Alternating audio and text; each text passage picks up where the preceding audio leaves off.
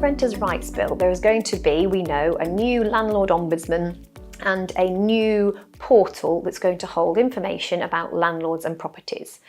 So we don't actually know huge amounts about either of those two elements, but I thought I'd share a little bit around what it's likely to look like, and then some detail around what's to come in terms of timing. So the Landlord Ombudsman will be a place where landlords need to go and register specific details about themselves, and they will pay a small fee. We don't know exactly what small looks like, but I would expect it to be in the region of tens, sort of low, tens of £100 rather than anything else.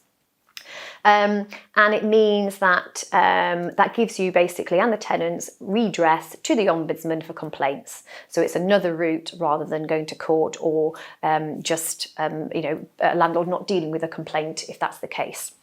Now, agents have always had an ombudsman for a long time now, and it'll be interesting because tenants will still be able to go to an agent, to ombudsman to complain, and to a landlord. But the main thing is that we are very experienced with dealing with ombudsman issues as agents, and we can help facilitate any issues that do come to the landlord ombudsman. And we'll make sure, obviously, that you keep your registration updated and live, because that is important, because there are fines that are can be levied if you're marketing or letting a property and you're not registered as a landlord with the Ombudsman. So that's the Landlord Ombudsman. The portal, there's going to be more regulations to come to show what's going to be in there, but we expect there to be details around the landlord and around each property that the landlord has. It'll be interesting to see what the fee structure is around that. It may well be that there's sort of a fee element for the landlord and then a fee per property, because if you've got more properties you pay more.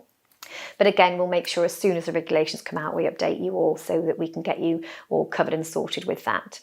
The portal is likely, we're told, to have some of these safety certificate elements on, because really what this portal is going to be is a window to the standards and of the property and the some detail around the landlords, so that is available to tenants to have full information on the properties that they're letting. But of course, it's going to be a very easy place for councils and to make sure that you're doing what you're meant to be doing.